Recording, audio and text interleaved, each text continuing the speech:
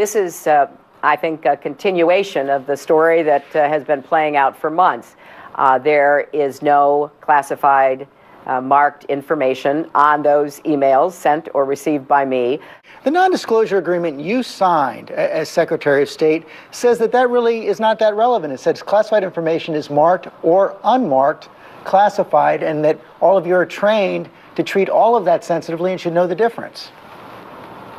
Well, of course, and that's exactly what I did. I take classified information very seriously. I think it's pretty clear they're grasping at straws. The last time Hillary Clinton ran for the White House, she hammered the Bush administration over the issue of secret emails. Watch. Our Constitution is being shredded. We know about the secret wiretaps. We know about the secret military tribunals, the secret White House email accounts. It is a stunning record of secrecy and corruption, of cronyism run amok. What a hypocrite. I mean, it's obvious. Hillary Clinton's email scandal may have just gotten worse, a lot worse. I did not email any classified material to anyone on my email. There is no classified material. The State Department is now saying that for the first time that, quote, top secret emails were sent using Clinton's private server, also refusing to make 22 of those emails public because of the classified information they contain. According to this letter, first obtained by Fox News, Hillary Clinton's emails on her unsecured personal server contained intelligence from the U.S. government's most secretive and highly classified operations. Some of the emails contain information so sensitive, most lawmakers can't read them. These are the crown jewels of the American intelligence community of the United States government. I talked to 3 national security lawyers who deal with this for a living. I mean, this is all they do today. And they all said, without exception, there's no question this person would have lost her clearances if this were a senior GS 14 or 15 employee, probably would have lost his or her job, and possibly would have already been indicted. There have been so many crimes committed because of the existence of the private server and the unencrypted private server and unencrypted personal devices used by her and all of her staff that there's just no way that the FBI will not recommend to the Justice Department that an indictment be brought or a grand jury be impaneled. If you negligently maintain, store, fail to properly secure classified information, no matter what its level, that is a crime. And that is precisely what Secretary Clinton and her entourage did. They maintained classified information over 4 years on an unencrypted private server. And based on Robert Gates' statement that it was hacked, severe damage was done. If you've done espionage cases, you can see the handwriting on the wall. The FBI and the Justice Department, while they probably are not happy about this, they really don't have any choice. When she used, along with her staff, unencrypted servers, unencrypted BlackBerries, and unencrypted iPads, knowing that all of their email traffic would go on those devices, they violated at least 2 federal laws involving espionage, unlawful storage and gross negligence in the handling of intelligence. The Department of Justice and the FBI really don't have any choice right now. This is basically an open and shut case. There's going to have to be a grand jury. And we've also learned something really startling last night on a telephone call involving a Department of State case in another matter. We learned that people in the Department of State actually believe now that all of her emails are in the custody of the NSA because of the metadata program and counterintelligence programs. Wow. Those emails released show some documents that are now classified as secret. If they're so sensitive now, why weren't they then? Of course they were then. Their classified information is both marked and unmarked. You look at the document and someone who understands it has stamped top secret or classified on it. Other times there's classified material and it hasn't been marked yet by someone who knows better. Mrs. Clinton knew better. She didn't mark it, and according to the Washington Post, several of the emails that she created and sent had classified material in it. And as Secretary of State, would it be her responsibility to mark it classified. Absolutely. She has what is called original classification authority. I thought so. So she gets material, and she's supposed to evaluate it and make sure the classified material is either marked, both marked and handled appropriately and stored appropriately, which wasn't done on this separate server. And I noticed when she talked about sensitive information, she said clearly that she was not aware of any email that was marked classified that went through her personal server. She's changed her explanations. Originally, she said she had no classified material. Now it's marked classified material.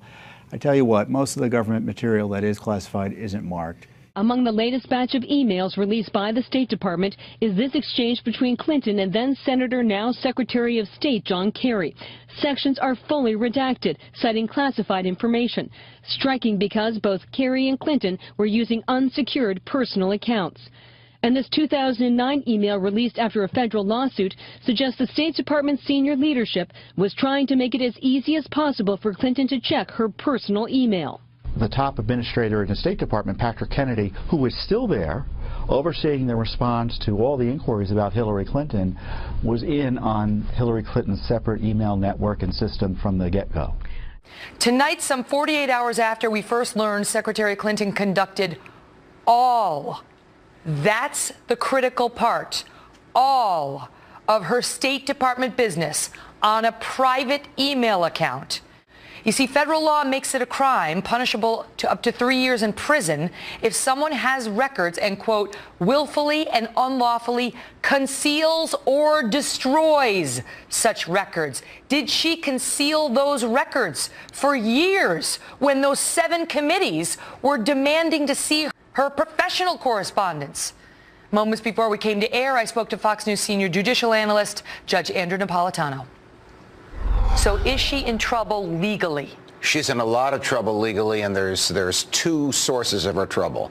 One is if she retained on her personal email account using the Clinton server at her home or near her home in Chappaqua, New York, classified materials, classified documents. She arguably violated the same statute that General Petraeus has agreed that he will plead guilty to, which prohibits retaining classified information in a non-government, non-secured way. That's a misdemeanor. It's not a felony. There's no grand jury. There's no trial jury. But the punishment is up to a year in jail and a $100,000 fine for each document. Does it have to be a willful thing? She's going to say, I did it all. All my information was there. I didn't do that willfully. I wasn't willfully flouting the law. Well, she doesn't have to willfully flout the law, but she has to willfully retain the document. If she received a classified document or discussion about classified information, for example, we're going after Osama bin Laden. We think he's in Abbottabad, and that comes from the president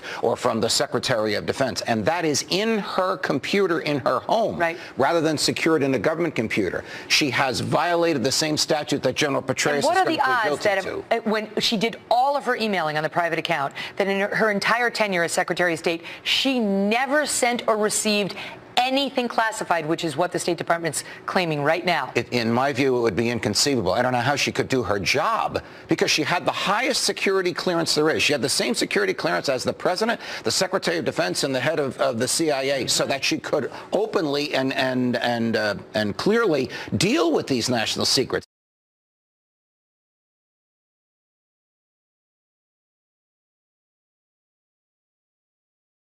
It's inconceivable she never dealt with it. All right, let's talk about number 2, because number 2 would get her in even bigger trouble, and now we're talking potential felony. Yes, number 2. The other way that she's in trouble is a person who knowingly and willfully destroys or conceals government records. This is a felony punishable in jail by up to 3 years, and, are you ready for this, disqualification from holding public office under the United States of America in the future. That is stunning. Well, what would they have to prove? That she knowingly did it and that she unlawfully did it? Yes, and the it is concealing from the government, documents that she knew or ought to have known belonged to the government. She's been turning over documents, but not all documents. Correct, because instead of going to the government and saying, I want my personal documents, the government had to go to her and say, we want the governmental documents. So instead of the government giving her the personal ones, she decided what was personal and what was governmental. And that's where we are today. That is the current status, that she has decided what we get and what we don't get. That act of possessing and deciding is the act of concealment, which is made criminal by the statute. Classified information may have been compromised due to Ms. Clinton's personal email use, exposed in potentially hundreds of emails, according to 2 Obama administration inspectors general. Now, that's not Republican House members, but the internal monitors of Barack Obama's State Department and intel agencies. They referred this issue to the Justice Department and the FBI, which confirms they're considering an investigation. Now, that investigation could involve the key question: was the Clinton server compromised by foreign governments? The Clinton campaign, of course, forcefully pushed back early Friday morning, noting that this is a security investigation, not a criminal one. The inspectors general specifically stated in their letter this wasn't a criminal referral, even though, as the New York Times clearly states, mishandling classified information is a crime. And if you don't believe that, just ask David Petraeus. Back in March, Clinton was adamant that no classified information was ever trafficked on her private account. I did not email any classified material to anyone on my email. There is no classified material. So I'm certainly well aware of the classification requirements and did not send classified material. But now the Clinton campaign is admitting that the situation is much more complicated. On Friday, they said any released emails deemed classified by the administration had been done so after the fact and not at the time they were transmitted. But even after the corrections, the New York Times stated flatly that the Clinton claim was not true. And yet the next day, on Saturday, Hillary Clinton herself seemed to be again in denial. The facts are pretty clear. I did not send nor receive anything that was classified at the time. That's just counter to the reporting. That's counter to the State Department inspectors general, and that's counter to the intelligence agency's inspectors general. It's stunning that she was still saying that this weekend. Hillary Clinton now claims the documents weren't classified, quote, at the time. But again, the inspectors general says they were, even if they weren't marked classified. The Obama administration inspectors generals looked at the information in the emails Clinton provided and made a preliminary finding that she was and is wrong. They say the information, some from the CIA and some from the NSA, was clearly classified when it was sent, and it's classified now, and it's always been classified. According to the IGs, the 4 emails in question did not contain classified markings and/or dissemination controls, even though in her press conference she said she was certainly well aware of classification requirements. Unfortunately for the Clinton camp, that's just not the only place that Hillary Clinton skirted the truth in her March UN press conference.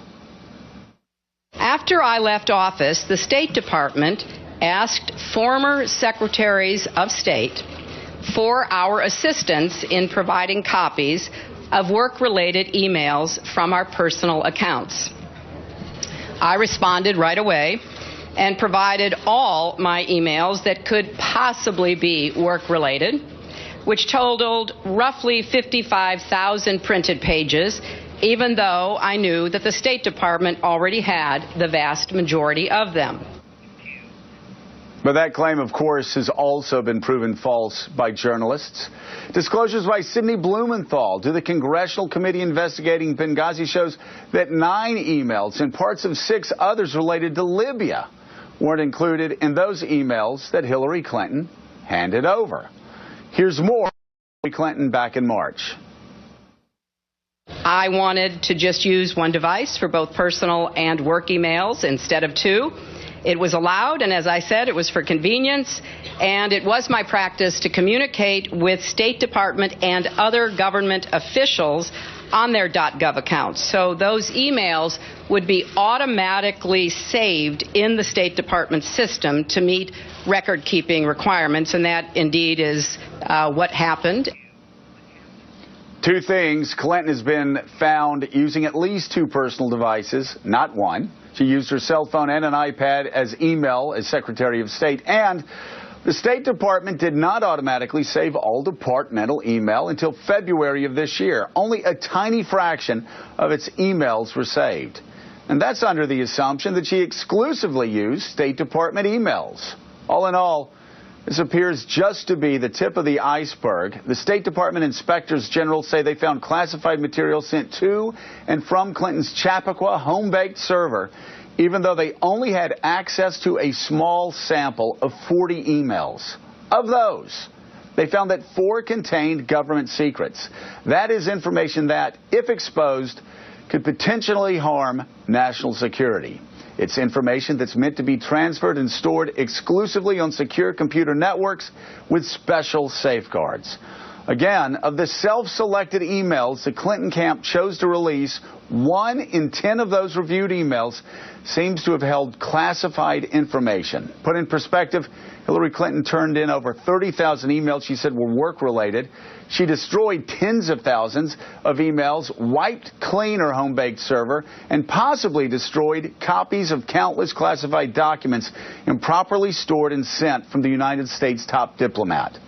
The extent of the cover, if there ever was one, will not be known because that evidence, which could either clear or convict her, was destroyed by the politician who is now at the center of this national security debate.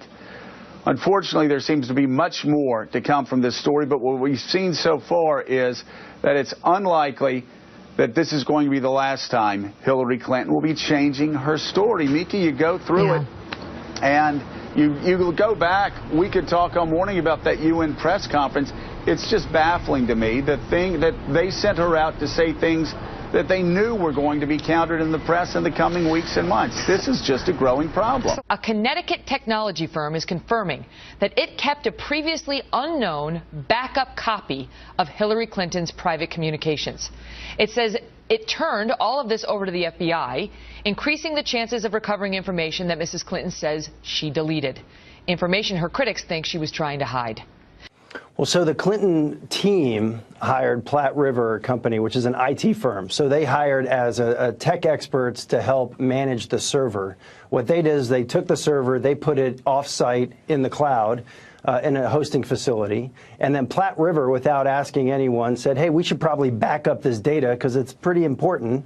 They called the Datto company to do a live backup, and it was what we call in the business, it was a warm backup. There's cold, warm, and hot backups. And so what that means is that all the data flowed from the Clinton server that was in Platte River to the Datto Corporation. So if power went out in Platte River and Hillary needed to get her emails, that they would have a warm backup that they could just turn on.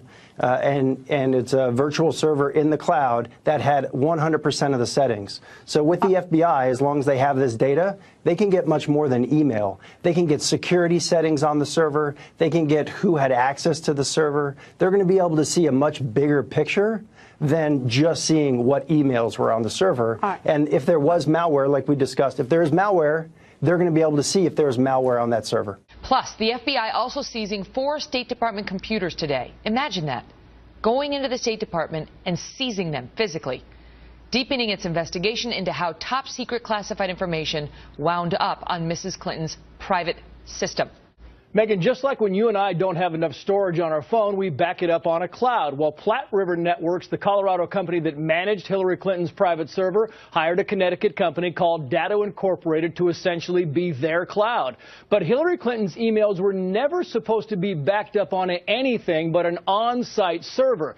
Instead, they made it onto Datto's off-site cloud, and now the company could have Clinton's emails, including the ones she deleted, dating back at least June of 2013. The FBI has told them to preserve all data. And according to emails obtained by Republican Senator Ron Johnson, chair of the Homeland Security Committee, when the FBI began investigating this matter, members of Clinton's team directed Platte River to, quote, cut the backup of emails. In other words, wipe clean any email older than 30 days. In August, an unnamed Platte River employee wrote to a coworker, quoting, "Starting to think this whole thing is covering up some shady blank." Going on to say, quote, "I think if we have it in writing that they told us to cut the backups and that we can go public with our statement saying we have backups since day one, then we were told to trim to 30 days, it would make us look a whole lot better." Whole lot being in capital letters. Here's Senator Johnson. Listen.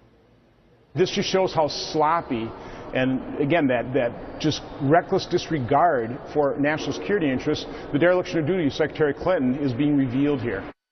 Joining us now with more, Shannon Coffin, former DOJ Assistant Deputy Attorney General and former counsel to Vice President Cheney.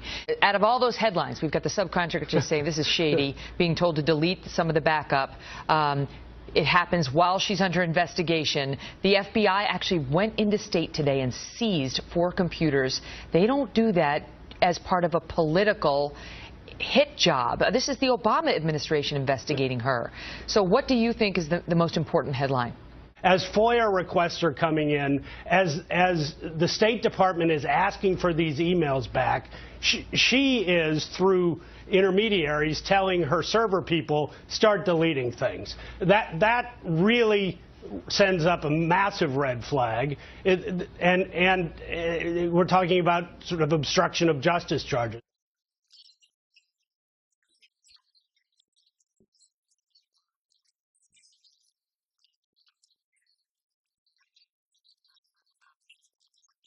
The interesting thing, Heather, is that we have heard from Mrs. Clinton that she turned over about 60,000 pages of emails to the State Department. So the ones that we're hearing about, these top secret ones, the highly problematic ones, the sensitive ones, the classified ones, they came out of those she chose to turn over to the State Department.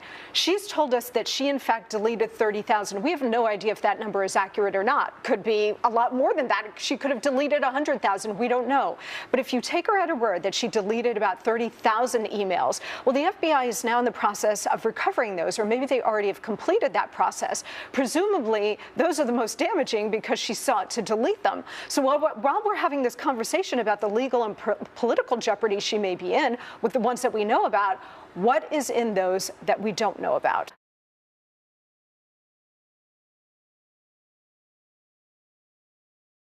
I can confirm that as part of this monthly FOIA production of former Secretary Clinton's emails, the State Department will be denying in full 7 email chains found in 22 documents representing 37 pages. The documents are being upgraded at the request of the intelligence community because they contain a category of top secret information. I'm not going to speak to the content of these documents. I understand there's great curiosity. I'm just going to put that right out at the top. I am not going to speak to the content of this email traffic. These emails denied in full are among the emails discussed recently by the Intelligence Community Inspector General in a letter to Congress. We will not, however, be confirming or speaking, as I said, to every detail provided in the documents or in the ICIG's letter. One of these emails was also among those identified by the ICIG last summer as possibly containing top secret information. A U.S. government official says more than a dozen email accounts handled the top secret classified information found on Mrs. Clinton's unsecured server, and there is no evidence they were authorized to receive it. The official said the accounts not only include Clinton, but also her closest aides Cheryl Mills, Huma Abedin, Jake Sullivan, Philippe Reines, as well as State Department Undersecretary for Management Patrick Kennedy. New documents released after a federal lawsuit show that in June, Kennedy instructed Clinton lawyer David Kendall to delete 25 emails from the backup hard drive because they contained classified information. The topics range from North Korea, a conversation with China's foreign minister, to an arms treaty. This quiet, cautious letter was damage control both for the State Department and Mrs. Clinton in her presidential campaign. You understand now why the FBI had to come in and intervene. Former intelligence officer says there is a universal feeling that the Clinton email issue is far more sensitive than the general public realizes, and there's no doubt the intelligence community is conducting damage assessments and evaluating the viability of any exposed operation, Brett. Okay, we'll follow it. Thank you, Catherine.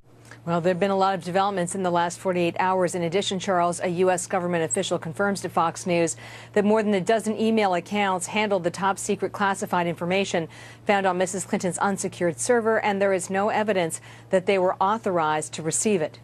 The official said that the email accounts include not only Mrs. Clinton, but also her closest aides, Cheryl Mills, Huma Abedin, Jake Sullivan, Philippe Reines, as well as State Department Undersecretary for Management Patrick Kennedy. Fox News is pressing the State Department on whether a damage assessment is being done. State Department recently confirmed that the messages in question include the most sensitive kind of intelligence. On January 29th, Fox News first reported that some emails on Clinton's server were just too damaging to release in any form, and the State Department subsequently announced that the 22 top secret emails were being withheld in full, and these were the messages being handled by more than a dozen accounts. This group is particularly problematic because many of these emails, we understand, contain intelligence from multiple agencies, and each agency had to review the document and then give their own decision on the classification. I anticipate that we'll go up over 2,000 classified emails by the time this is all over, and the State Department will also have to confirm that there are more beyond the 22 top secret that are just too sensitive to release in any form.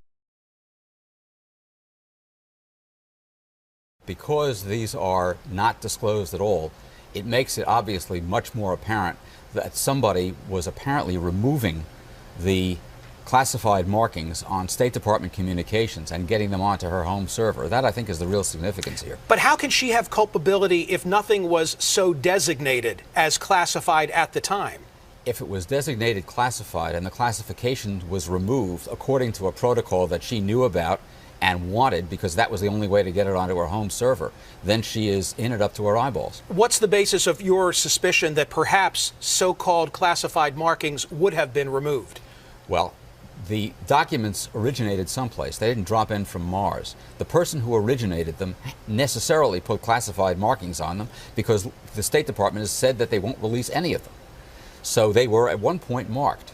Now, how did the markings get off? I think if you turn to an email exchange between her and one of her staffers back in 2011, you find that she's waiting for a classified set of talking points, and at one point says if they can't get a secure fax, she says turn it into non-paper with no identifying heading and send non-secure. Now that is very particular language relating to the fact that there are 3 communication systems within the government: non-secure, SIPR or secure, and the highest, which is JWICS. The information from SIPR and from JWICS cannot move on the low end system, NIPR. And if you put anything on there that's got those markings on it, it essentially sets off an alarm that alerts the people involved with security.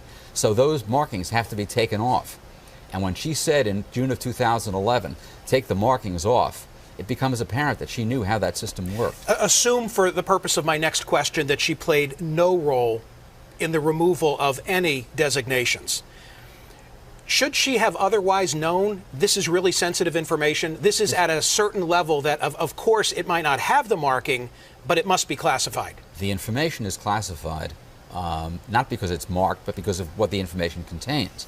The marking is put on because it's classified. It's not classified because of the marking. So, for example, if she has signals intelligence or information from a human source that is obviously confidential and secret and relates to intelligence activities of the United States abroad, she'd have to have been a low-grade moron in order not to know that it was classified. Her first argument was, there are no classified materials. Right. Then she changed it to, I didn't send or receive anything that was marked classified. So let's just say, let's just hypothetically say, Mrs. Clinton and her associates are indicted for conspiracy to violate the espionage laws of the United States by knowingly letting secrets get out. So if she tries to tell that to a jury, guess what the judge is going to say? The judge is going to say, members of the jury, the Secretary of State, who has been trained to identify classified materials is presumed to know what's classified or not, whether it's stamped top secret or not. That would force her to get on the witness stand. Absolutely. That would force her to justify how these pictures of Yemen from a satellite are not classified. Do you feel, with your judicial gut, she is going to wind up getting charged? Yes. I feel that she's in serious trouble and she doesn't recognize it. I can tell you this, the team of FBI investigators and federal prosecutors that are pursuing her is the highest and best in the Justice Department. Not to criticize other teams. It's absolutely apolitical. It's impervious to political consequences. And do you know who runs the FBI? Jim Comey. Do you remember what he threatened to resign under President Bush because the president wanted him to do something he didn't think was right? Do you think that if they find enough evidence to indict Mrs. Clinton and her colleagues, and the president says no, Mr. Comey will be quiet about it? I don't. Mrs. Clinton should be consulting very high-powered national security criminal defense lawyers, that is, criminal defense lawyers who have national security clearances so they can see the evidence against her, to negotiate with the FBI, because the case against her is overwhelming, damning, and from her perspective, grave. And when she says there's no there, when she laughs about it, when she says this is the re-suggesting of an old New York Times story, she's effectively mocking the 100 FBI agents that are investigating her. Even today, she said that she never sent or received classified information. That infuriates me, Megyn, because that's a word game when she says, I neither sent nor received anything marked classified. I'm making the quotation marks with my fingers because nothing is marked classified. It doesn't change the fact that I never sent or received any material marked classified. It is marked confidential, secret, top secret. And under top secret, there are 4 sub-markings, the most sensitive of which is this select access privilege, which is what 24 of her emails had on there. That is the most secret information the government has. And so if she was merely negligent in not protecting it, criminal charges? Absolutely. I happen to think that intent should be an element of criminal charges. That's just me. This particular law expressly says intent is not an element, meaning the government doesn't have to prove that she intended. Her negligent treatment of national security secrets, her failure to safeguard and store national security secrets on a server that the Russians and the Chinese may have hacked into. Correct. Can be the basis for a criminal prosecution. Do you know what type of information is in there? The names of moles, black ops, that is, secret programs that the government wants to deny the existence of. For her to have put that on an open server while she's the Secretary of State is absolutely grossly negligent and must be the basis for an indictment. We have learned from Catherine and our colleague Pamela Brown and their sources that Mrs. Clinton's top aides regularly received from Mrs. Clinton via her private server top secret emails. These are emails which the aides lacked the security clearance to receive. So this tells us a couple things. One, Mrs. Clinton was so reckless in the manner in which she sent out top secret emails, knowingly sending them to people who weren't authorized to receive them. We know, too, that their acceptance, discussion, and transfer of this is a felony. We know, 3, that the FBI now has leverage. The Justice Department can indict her top aides and trade with them. What would they want? Testimony against Mrs. Clinton in return for a deal with them. This is the way the government works. I mean, we're talking about Cheryl Mills, Huma Abedin, Philippe Reines. All of those names have come up. Patrick Kennedy, with regard to people who were in that circle. And one of the things that strikes me is that, you know, it appears that Hillary Clinton felt like she could run her own little, you know, sidebar to the government, right? She had, and they appear to have believed that within their circle, they had a circle of trust, that they weren't worried about passing this stuff around because they've all worked together and known each other very well, and that there was an understanding that was going to be okay. But that's not okay, is it? Well, no, it's not okay, because in the process of their exchanging top secret emails, like you and I might exchange emails about what studio I'm going to be in and when I'm going to have an interview with you, they wittingly or unwittingly, and under the law it doesn't matter, wittingly or unwittingly, exposed the nation's most important secrets to persons who would cause us ill when they get those secrets. Let me tell you what the FBI is not able to find: an email account at the State Department in Mrs. Clinton's name. Yeah. Mrs. Clinton used her private server for all of her governmental email. So that she claims means, that was completely legal. Well, it is certainly not legal for her to have caused top secret information to go to this non-secure site. And who did she talk to the top secret information with, aside from her aides? The president himself. The president himself is sending her an email, and he must see up there. It doesn't say state.gov. It says Clinton. So now the question becomes what the Department of Justice does and how much longer it's going to take for the FBI to make a conclusion from their investigation here. What do you think the time frame is? Jim Comey, the director of the FBI, told us in October he expected a recommendation by January 15th. That's a month ago. But in fairness to him and to the FBI, they keep going down these rabbit holes and they find more things to investigate. The investigation alone about whether or not she gave favors to foreign governments who hired her husband to give speeches and contributed to the Clinton Foundation, that investigation alone has hundreds of thousands of pages of documents in it. So the FBI's goal, I believe, is to make a discrete set of recommendations at one time. They're in no rush. They're not political. Their eyes are not on the Bernie Sanders, Hillary Clinton race. Their eyes are on the national security and the criminal laws of the United States of America, which they have sworn to enforce and uphold. Both sides that, feel that Jim Comey is a person of great integrity and that he will make the recommendation based on what his investigation finds. I would echo that view. What happens after that? Well, then it's a decision for the Attorney General, Loretta Lynch. She may feel she has a conflict because of her political contributions. She may call this politically. She may call it on the straight and narrow. If she rejects a recommendation from the FBI to indict, the repercussions against Mrs. Clinton will be, in my view, as catastrophic to her political views as if her political career as if she had been indicted.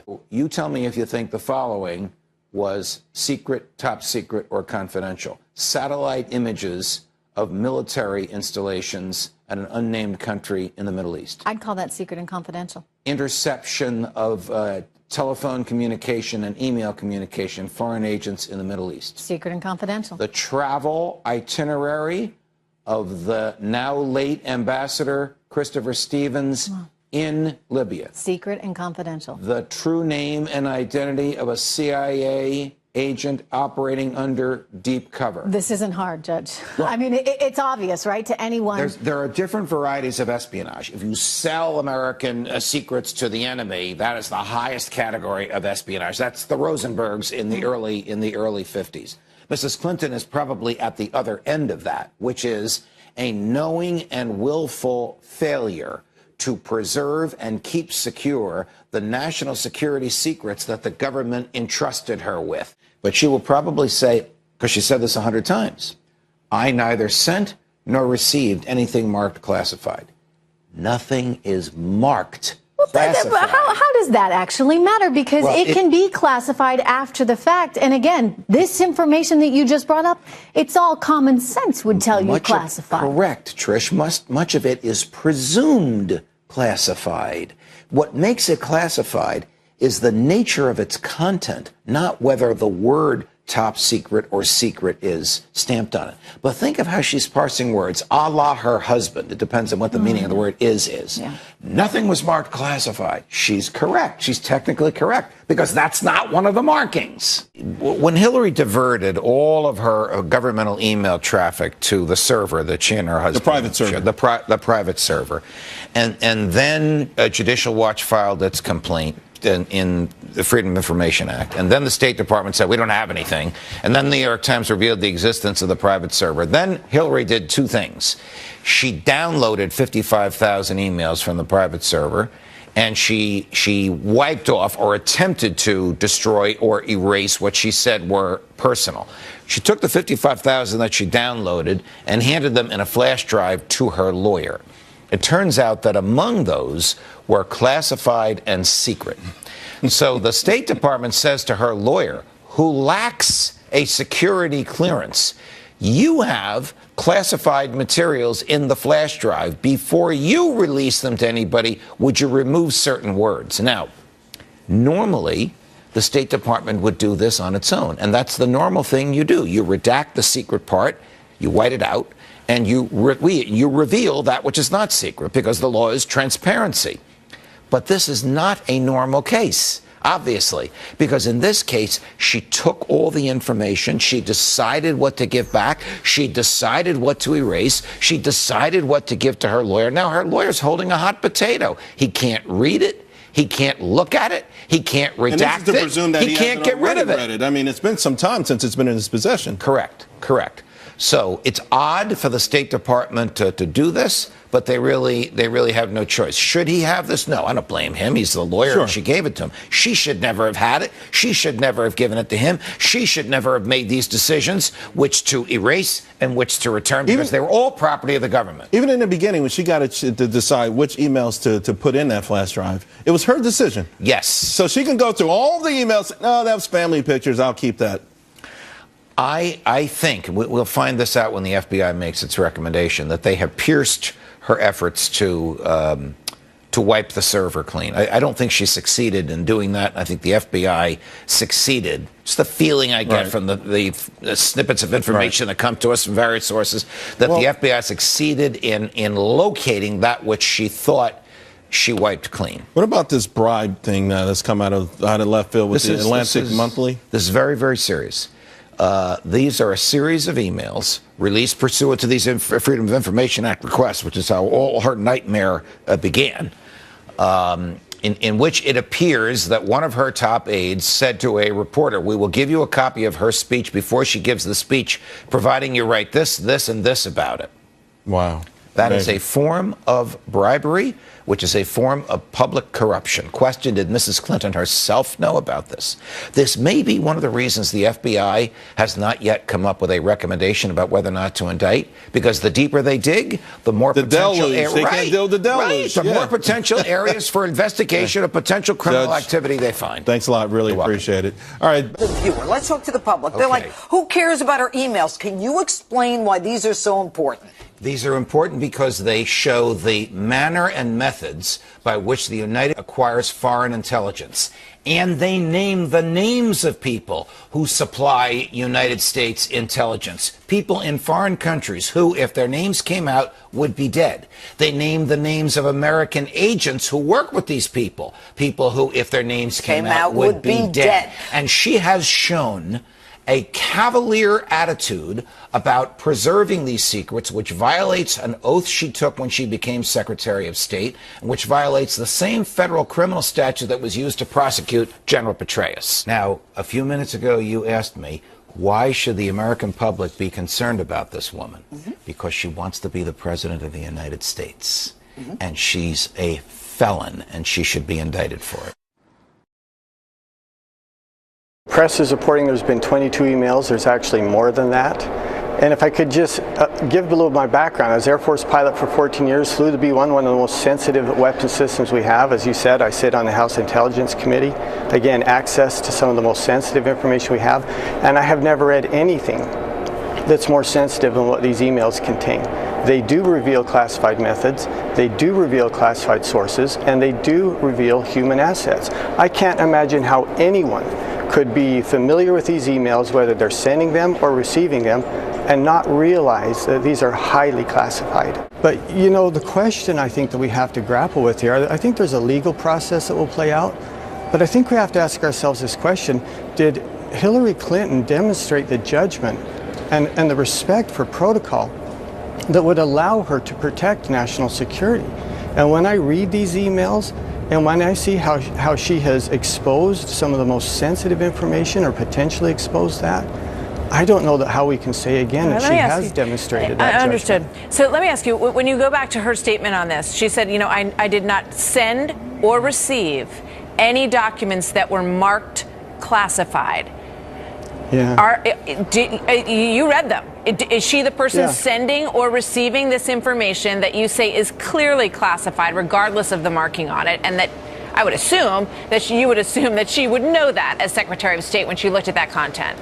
It's a ridiculous assertion. I mean, my heavens, if I received an email saying, here's the names and addresses and phone numbers of 10 of our undercover agents in Pakistan, I would know, and by the way, the email didn't say that, I'm using that as an example, I would know that that was classified. I wouldn't look for a heading and go, well, there's no heading on there, therefore it's unclassified.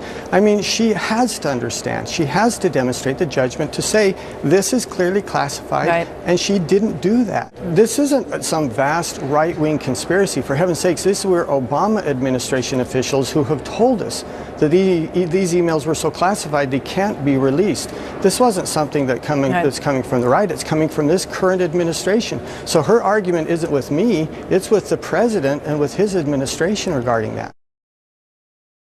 There are about 1,340 emails that we know of so far that had classified information, whether it be sensitive, classified, or top secret. Let's start with Hillary Clinton and these 22 emails that apparently now the public will not get to see because the State Department says and the Justice Department says they are too damaging. What do you know about them? Well, as you said, they're not 22 independent emails. There's some back and forth. What we know is that this is information that when you look at it, you should recognize it goes towards sources and methods and classified operations. According to the latest emails obtained by Judicial Watch through the Freedom of Information Act, many of Hillary Clinton's top staffers at the State Department knew from the start that Clinton fully intended to attempt to totally bypass government email systems so as to avoid future disclosures due to the Freedom of Information Act. And this was days before Clinton was sworn in as Secretary of State. This is why Clinton was never even assigned a .gov email address. According to one email dated January 24, 2009, just days before Clinton was sworn in as Secretary of State, Undersecretary for Management Patrick F. Kennedy wrote, "The standalone separate network PC is a great idea." In another email, also dated January 24th, Louis Lukens, former Deputy Assistant Secretary of State and Executive Director of the Secretariat, agreed with the illegal bypassing of the government system. I think we should go ahead and set up a standalone PC in the Secretary's office, connect to the Internet, but not through our system, to enable her to check her emails from her desk. Judicial Watch President Tom Fitton blasted those involved. That these records were withheld from the American people until now is scandalous and shows the criminal probe of Hillary Clinton's email system should include current and former officials of the Obama administration. This is a huge revelation put out, as you say, by the Obama-appointed Inspector General. If there's a conspiracy here, the Inspector General's in on it, the FBI's in on it, the intelligence community's in on it, Fox News is in on it, NBC News, CBS, New York Times, everyone's in on it except for Hillary Clinton. I mean, if this sounds ludicrously implausible, it's because it is. I will repeat, I did not send or receive classified material. The Inspector General, whose job it is to oversee the intelligence community, had to get special clearance just to review this case. This is the most secret type of material that anyone can look at in the U.S. government, and it was sitting there on that unsecure, totally improper server for virtually anyone to hack into. Well, Steve, I have friends that are in the FBI, and they tell me they're ready to indict. They're ready to recommend an indictment. And they also say that if the Attorney General does not indict, they're going public. So one way or another, either she's going to be indicted and that process begins, or we try her in the public eye with her campaign. One way or another, she's going to have to face these charges. We also now know that Sidney Blumenthal sent an email that revealed the name of a CIA asset in that system. And that was a CIA asset in Libya, of all places. Their concern was that there appears to be clearly a double standard. Had this happened to someone serving in the government, their clearance would have already been pulled, and they probably would certainly be under investigation. Depending on the level of disclosure, it's entirely possible they could even be in pretrial confinement for that matter. There's no way that someone, a senior government official who has been handling classified information for a good chunk of their adult life could not have known that this information ought to be classified, whether it was marked or not. Pompeo can't get into specifics because the intelligence is so sensitive, but said sources, methods, and lives were exposed. When things get classified top secret, it's about things like where assets are and how our soldiers and sailors and Marines move about the world. When you read those emails, you realize that having them in an unsecured environment certainly put American national security at risk. I've had a chance to read these 22 top secret emails, and I can assure everyone watching today that there's important national security information contained in those. And they were, for months and months, stored on a server that was not protected in the way that national security information must be protected. It has presented enormous risk to soldiers, sailors, airmen, and Marines all across the world, and I'm confident the FBI's investigation will continue. It's going to continue. Obviously, there's a possibility of an indictment. There's been a lot of discussion about whether there should be an indictment. You all the time review classified information, obviously, because of your position. Question, based on what you know, based on the emails that you've read and the things you've seen that were on her server, what do you think would happen to you if you'd done the same thing? What would you expect? So, Leland, the first thing that would happen, I would lose my security clearance and be removed from the House Intelligence Committee. And that would be totally appropriate. It would be the right thing to do if I had demonstrated such a willingness to intentionally circumvent the efforts to keep America's secrets safe, right? This wasn't accidental slippage. She didn't make an error in allowing this on her server. She set up the server with the intention of circumventing the very system designed to safeguard this. Would you expect to be indicted, knowing what you know now? I'd have lots of counsel working to ensure that I got an outcome that was as favorable to me as possible. Everybody who has a security clearance has an individual obligation to protect the information. You can't just turn a blind eye and pretend it never happened and pretend it's unclassified information. I think she has to acknowledge she's made some terrible misjudgments and errors, particularly on the server. Look, the vast right-wing conspiracy didn't put the server in her damn closet. What she did was do government business on a private email server. That's obviously wrong. That's just a matter of common sense. And even worse, over this personal server, she sent and received classified information and clearly knew it.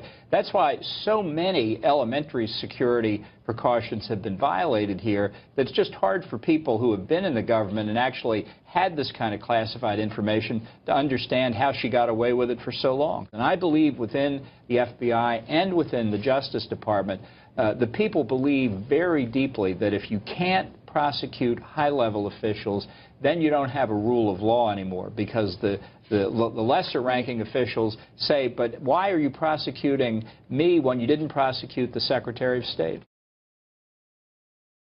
Clearly, all America's allies were aware of the problem with Hillary Clinton's system. And it does raise the question, how did foreign governments communicate with the Secretary of State? Foreign ministers, more than heads of government, get by on their personal relationships. And in this case, Hillary Clinton was unable to forge any personal relationships because, by definition, communications from foreign governments are confidential and classified for the very basic reason that if they're not, then they're not going to talk to you. So if they can't get in touch with her, if they have to go through Huma Abedin or Cheryl Mills or whoever, and then those two have to somehow relay the information to Hillary Clinton, it helps explain why for those 4 years it seemed like America was kind of cut off from the world. All the foreign ministers can talk to each other, but none of them could talk to Hillary Clinton. Look, it's obvious that the other guys, the good guys, the allies, knew the problems with her server. So we can conclude that the Russians and the Chinese and the mullahs in Tehran and all the other people did as well. And the question then is what does Moscow or Beijing do with that information? There's all kinds of people they can give it to who would find that information very useful. I think this is devastating to Hillary Clinton's campaign because there's only two possible explanations. There's a level of deviousness and criminality, which, as we discussed earlier, you can cite different statutes she's broken. If her defense from that is that simply she's just a chump, she's just an an idiot and she was out of the loop, then that means she can't run on her expertise and experience as Secretary of State when she's running for president. But the two things are connected. You can't. This is a disaster for her because it goes to competence, it goes to judgment, it goes to all the most basic issues you ask of a presidential candidate. I mean, I think what's clear from the bubble she was in is that she saw herself as a Clinton first and as an American government official second. She's hedged in by Huma Abedin, Cheryl Mills, and a couple of people who act as her gatekeepers. The world can't get to talk to America's Secretary of State. But Sid Blumenthal, who we are expected to believe is a tireless charity worker because he's on the payroll of the Clinton Foundation, so tireless charity worker Sid Blumenthal gets to communicate directly with Hillary Clinton because he's part of the Clinton family circle, but major figures around the world aren't. And that is the issue here, that she decided that she was essentially part of Clinton Inc., who happened to have a little part-time job working for the United States government, rather than as a full-time servant of the American people. All right, now, let's talk a little bit about her answers here, because the answers that she has been giving reporters over and over again about these emails is becoming stunningly transparent. Now, when she was in Nevada on Tuesday, we heard it again. Here's what she said. I did not send classified material, and I did not receive any material that was marked or designated classified, which is the way you know whether something is. But isn't that all just beside the point here? Secretary of State, you're in charge. You're the one that's got to be held responsible because the buck stops here. And that's what she consistently seems to run over every single answer, yes? Yeah, correct, but it's worse than that. Now, let's give Hillary the benefit of the doubt. When an email arrived on her private server that had classified material in it, okay, she didn't know it was classified when she opened it. Of course, the first question then is, by having a private server, she was encouraging classified information to be sent to her because it was the only way to email anything to her.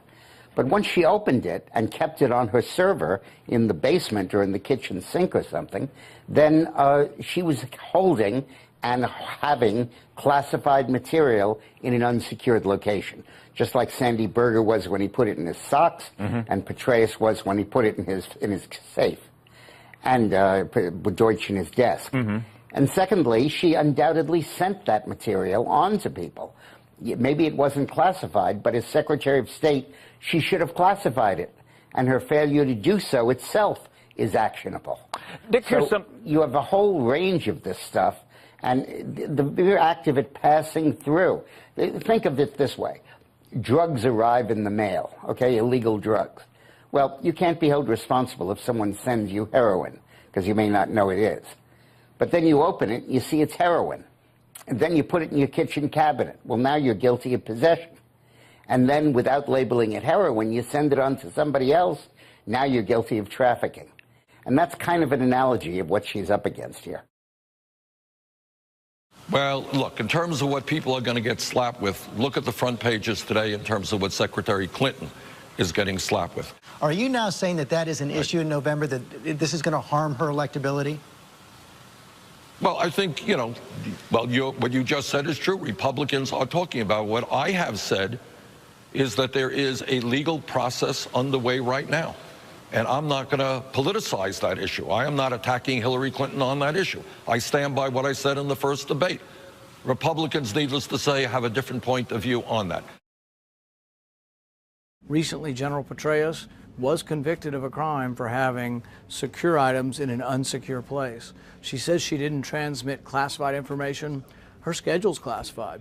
Like, if you want to know when she goes to yoga, you say, oh, that's really benign, but what if you're a terrorist? That would be an important item to know if she's going to yoga that day. So when her schedule is transmitted via email, it should go through a secure device. When she says, oh, for convenience sakes, I didn't want to use two phones, well, one, someone should inform her you can put two email apps on one phone.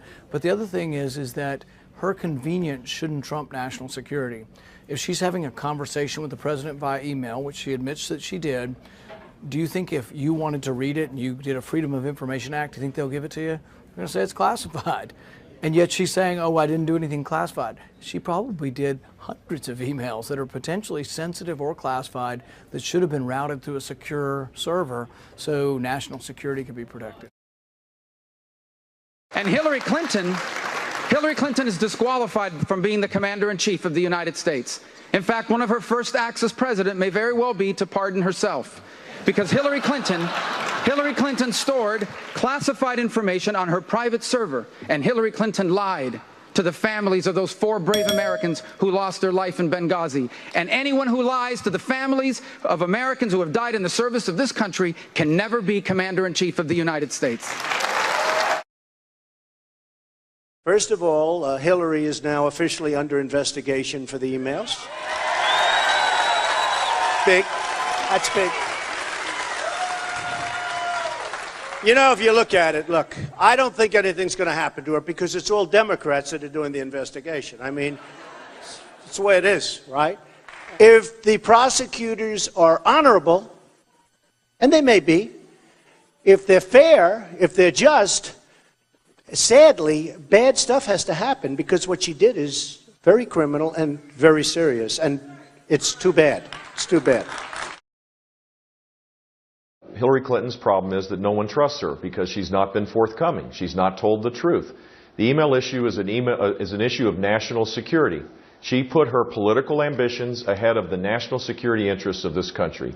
Hackers can get into any place, even in our own secure servers in the federal government, but to be able to have a private server, not expect people to, with classified information going over those servers, I mean, this is something that she has to come clean on. Damn, it feels good to be a Clinton. Damn, it feels good to be a Clinton. A shameless politician always plays her cards right. Got a crew for the fight on the airwaves. Lapdogs in the press keep their mouths tight. Cause a Clinton never needs to explain why it is what they done or with who. A real Clinton knows that they're entitled, and you don't get to know what they do. What difference does it make? For a Clinton, what's loaded in some fat Apple file? A Clinton plays the victim for promotion. A Clinton kills it off with a smile. Damn, it feels good to be a Clinton. A server full of secrets ain't no thing. Damn, it feels good to be a Clinton. Nothing ever hits with the sting.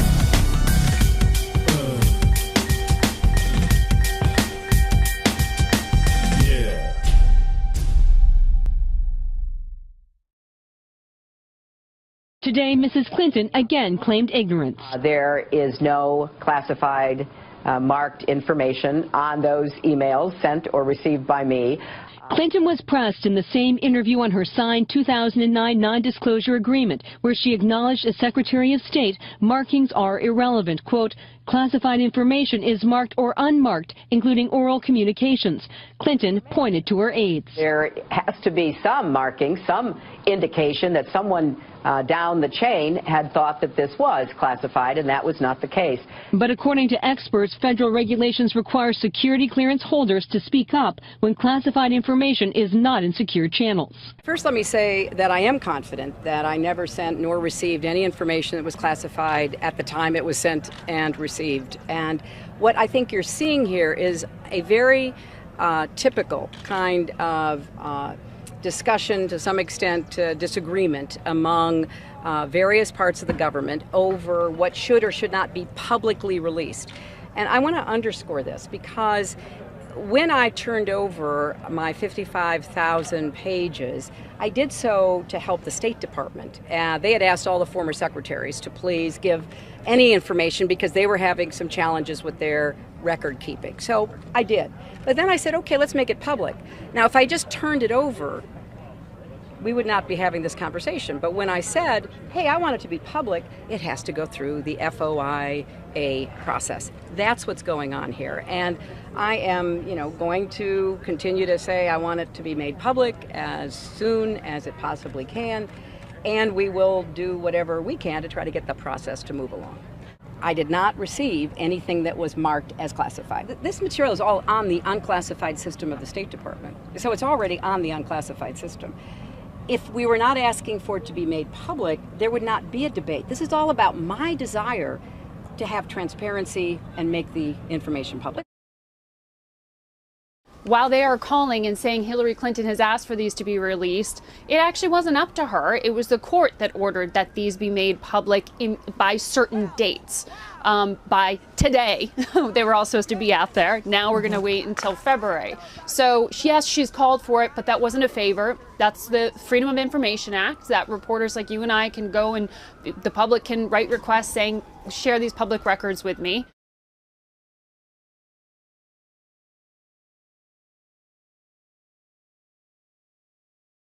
We have Tom Fitton, president of Judicial Watch, a public interest group investigating and prosecuting government corruption. How was the Judicial Watch able to get these documents? Well, we had to sue in federal court to get them. They weren't voluntarily disclosed.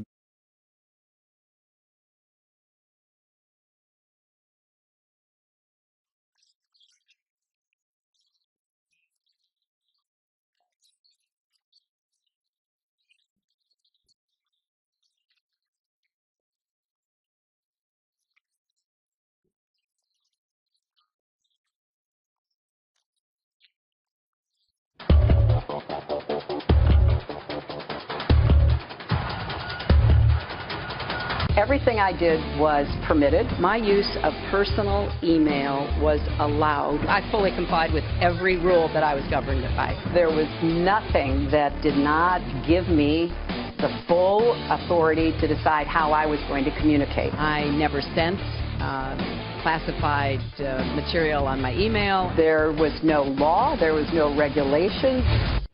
The problem for Hillary Clinton that will not go away. In a way, reminds me of the Nixon tapes. I did not email any classified material to anyone on my email. There is no classified material. Emails from Hillary Clinton's server contained classified information. I am confident that I never sent nor received any information that was classified at the time it was sent and received. Their review of just 40 of 30,000 emails found 4 of them had classified information. Are you confident that those 4 emails were not classified at the time that you were transmitting them, sending them and receiving them? Yes. The messages were classified when they were sent and are classified now. I'm certainly well aware of the classification requirements and did not send classified material. 305 documents flagged? Right, that's pretty much what it means, Luke. I did not receive anything that was marked as classified. That, we are told, is not the legal standard. I've never had a subpoena. You did get one in March. Couldn't be more plain, the Honorable Hillary R. Clinton. And you think the American public is that stupid? The server will remain private. Hillary Clinton turning her private email server over to the Justice Department. She has insisted she was not going to turn over that private server. The campaign continues to say that this is not a criminal investigation. We decided to call the FBI. They said all of our investigations are criminal. I don't throw anything away. Did you wipe the server? What, like with a cloth or something? I don't know. Clinton has said she wiped the server clean. You tried to wipe the whole server. You didn't ask the question. I'm not, I have no idea. I thought it would be easier to carry just one device for my work and for my personal emails. I have an iPad, a mini iPad, an iPhone, and a BlackBerry. What I did was legally permitted. Clinton private email violated clear-cut State Department rules. This is the usual partisanization, which I may have just made up a word. It's hard to claim this is all just a partisan witch hunt when the Justice Department under a Democratic administration is looking into the whole email mess. It's not anything that people talk to me about as I travel around the country. It shouldn't go away on the substance, and voters do care about it. I recently launched a Snapchat account. I love it. Those messages disappear all by themselves. Well, back in October, I stood on the floor of the United States Senate and outlined concerns that I had about the evolving scandal involving Secretary Clinton's use of her private unsecured email server during her service as Secretary of State. I said at the time that her behavior not only violated the president's promise to be the most transparent administration in history. I remember him making that statement during his first inaugural address. But it also represented a violation of the public trust. And now we learn of very, very serious national security concerns which I'm going to speak about in just a moment. Because we know that the Department of Justice is headed by the Attorney General, a political appointee of the President of the United States who serves at the pleasure of the President, because of the conflict of interest by asking Attorney General Lynch to investigate and perhaps even prosecute somebody in the Obama administration, I called upon the Department of Justice and the Attorney General in particular to appoint a special counsel to investigate the matter, given those obvious conflicts of interest. Of course, we read in the paper and understand from his testimony before the Senate Judiciary Committee just recently that Director Comey of the FBI if the FBI is conducting an investigation into this matter, as they should. For myself, I would say that the FBI, notwithstanding what I've said about the federal government's poor reputation generally, that the FBI is still very widely respected for its integrity, as it must be. But the FBI cannot go further and convene a grand jury to consider potential violations of the criminal law. That can only be done by a court at the request of a prosecutor with the Justice Department. If we're going to be true to the promise of equal justice under the law, those are the words carved above the entryway to the United States Supreme Court. If we're going to be true to that promise, we have to be able to demonstrate that the same rules and the same laws apply to everybody in this country, whether you're the President of the United States or you're among one of our nation's humblest citizens. We are all equal before the law, or at least we should be. And it is a violation of the public trust when people act as if the rules that apply to everybody else don't apply to them. Well, so far the Attorney General has declined to appoint a special counsel. But I think even in the interim, since I first made that request and it has been declined, we see why it is even more important today than it was back in October. The administration, the Obama administration, has demonstrated time and time again precisely why we need the decision-making in this case as far removed from White House politics as it can possibly be. For example, the President in October went on television and publicly opined on the results of the ongoing criminal probe. He said, and I quote, "I don't think it posed a national security problem," close quote. That's the President of the United States. I can tell you that this is not a situation in which America's national security was endangered. Well, based on his comment, one might reasonably conclude that the White House was somehow privy and in consultation with the FBI about their ongoing criminal investigation. Now, subsequently, I had a chance to ask Director Comey whether in fact that was the case, and he said absolutely not. So, as with the President's reckless remarks on television in October, either the White House has information that they should not have about the status of this ongoing criminal investigation by the FBI, or they're sending a signal to the FBI and the Department of Justice that they want this to go away. It's hard for me to interpret these comments, both by the President and by his press secretary, as anything other than trying to influence the FBI and the Department of Justice on the outcome that the administration prefers.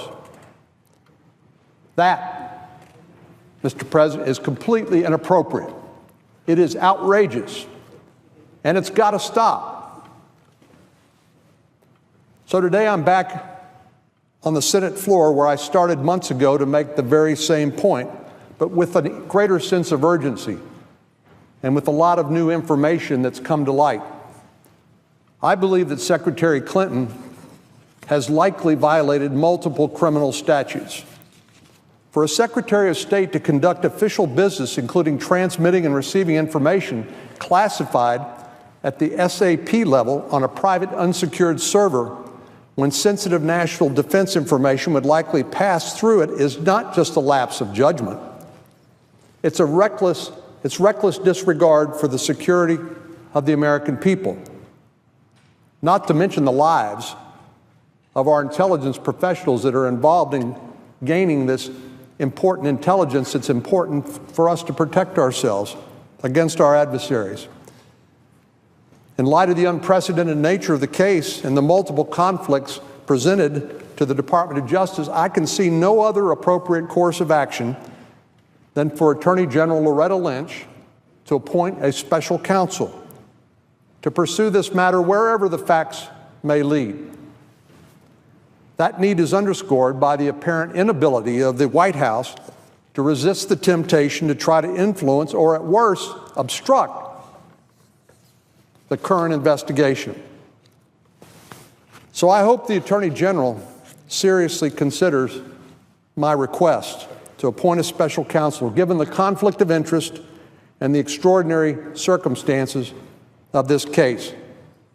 Because in the end, it's the right thing to do for the American people. And if the U.S. government, including Congress and the administration, are going to regain the trust and confidence of the American people, they need to know that the chips will fall where they may, and that our law enforcement officials like the FBI and the Department of Justice, they will pursue these cases wherever the facts may lead, and that there isn't a separate set of rules for high government officials like the Secretary of State and then you and me.